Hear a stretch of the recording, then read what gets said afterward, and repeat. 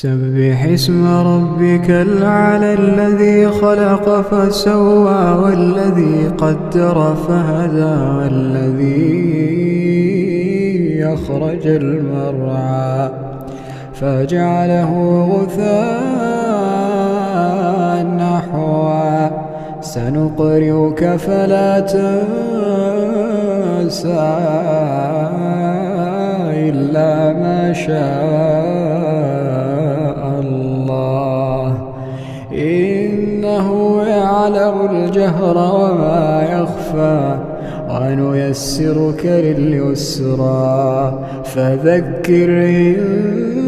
نفعت الذكرى سيذكر من يخشى ويتجنبها